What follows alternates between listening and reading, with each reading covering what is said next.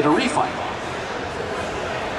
For you damn kids today who have always had email and the internets and cell phones, it may be hard to picture a world where a Game Boy was high tech, but that's where I came of age. The world seemed bigger than it does today, and from time to time, I miss driving straight from Paramount to LAX on Friday after work and falling asleep on the red eye somewhere over New Mexico, still wearing Wesley Crusher's helmet here. Thanks.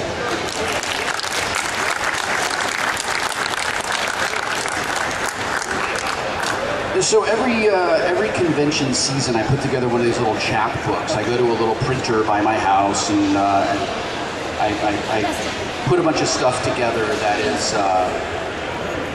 that's usually material from whatever I'm working on to be released in the fall. I kind of release a chapbook over summer as kind of a fall preview. And I always do kind of a limited edition sort of thing, and I do a different one each year.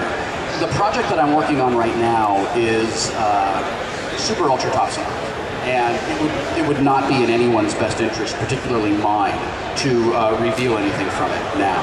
So for this year's convention chapbook extravaganza, I sat down with my editor and we put together a bunch of excerpts from all of my existing books, some outtakes from Happiest Days of Our Lives, a couple of things from my blog, and we grabbed a review that I did of data lore for TV Squad. There's a terrific television blog called TV Squad, and one of their editors a couple of years ago asked me if I would write reviews of Next Generation, just kind of like, you know, 2-paragraph looks back at what particular episodes were like, and maybe talk about it a little bit. So when I sat down to do that, I found myself like kind of in this format that I had developed when I wrote a column called The Games of Our Lives for the Onion AV Club. And this thing that was originally intended to be about 350 words a column is now between 3,500 and 5,000 words a column. And these reviews are written with this kind of humorous, snarky, sarcastic, kind of slightly embarrassed point of view.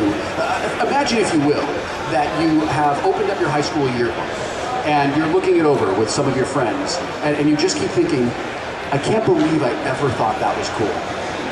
That's sort of the point of view that these reviews have. So I do a synopsis of the episode, and then I quote the technobabble that is always obligatory in each episode, and then share a little behind-the-scenes memory from what it was like to work on that show. I wrap it all up with the bottom line, and then give the episode a grade. So I wanted to just read a little part of data lore, the data lore review, because it's really amusing to me to read it. For those of you who don't remember, the basic story of data lore is we come across Data's twin brother, who we never knew he had, and he turns out to be the evil twin. And the episode really sucks. I was so excited to write the review of this when I was getting ready to do it again. I hadn't watched it since I was a kid, and I loved it when I was a kid. And it's just bad.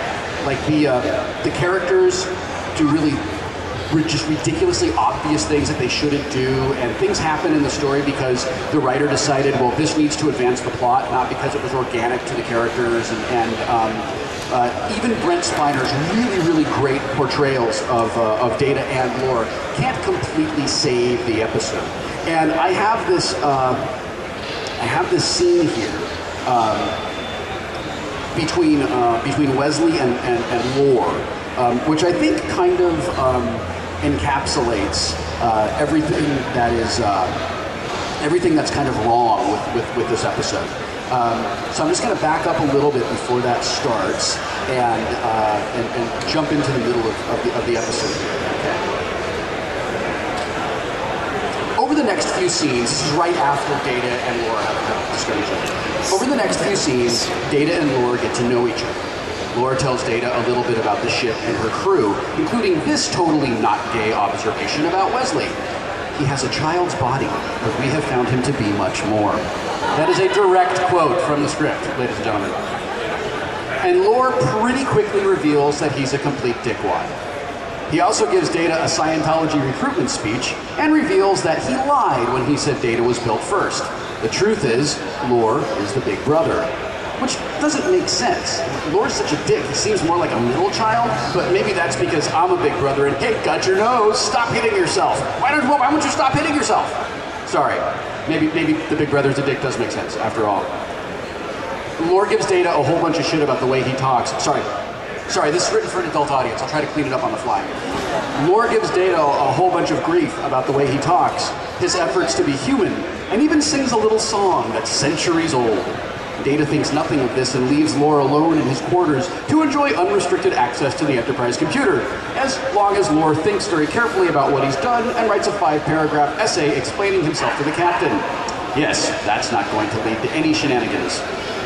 A few minutes later, Picard catches up to the audience and tells us that all those children's drawings were of the thing that killed the colonists. I'll spare you the 2 pages of exposition that follows and share this dismaying observation. This chamber has no windows and no doors.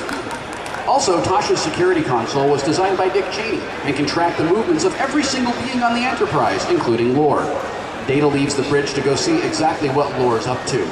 Tasha, speaking strictly as Chief of Security, wonders how much Picard can trust Data now that he has an identical twin running around.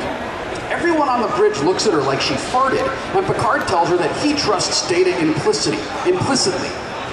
Jesus Christ, the crew gets bent out of shape when she does her job, but doesn't care that the Enterprise has a surveillance system that makes 1984 look like Freenet?